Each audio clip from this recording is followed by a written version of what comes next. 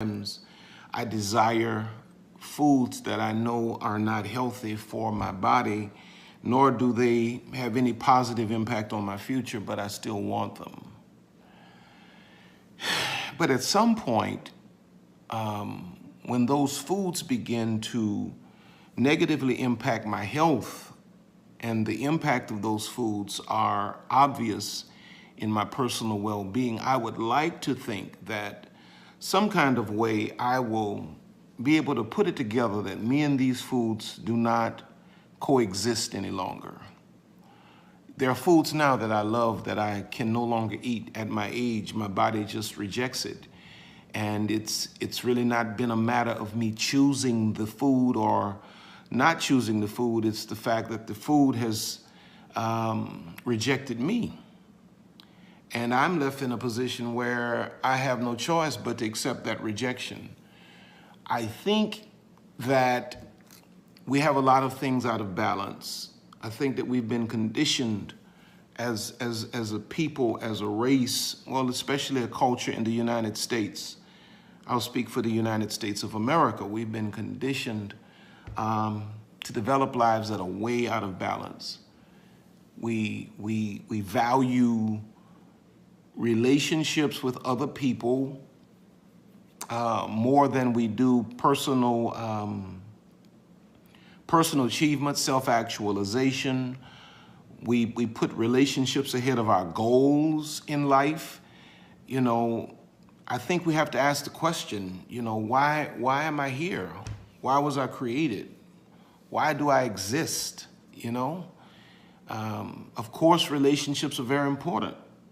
They are very important, and God did make us for relationship. But I believe that there's some other things that we need to focus on long before we get to the point where we are so consumed or concerned about relationships. I think that we tend to accept ill treatment and abusive treatment even because we have misplaced the value of relationships above ourselves. In other words, I value having someone on my side in my life more than I do my own person, my own self, my own soul. And that's way out of the constructs of what God ordained. It's way out of the, you know, I don't relate to having to discover a way to let go of a person that is destroying me. I kind of view a relationship that has gone so toxic that it is destructive and hurtful. I kind of view it like if the house I'm in right now, if it were to catch on fire, I wouldn't have to struggle with what to do. I mean, this is my mother's house, and this is where I grew up, you know, from my teenage years. I kind of grew up in this house.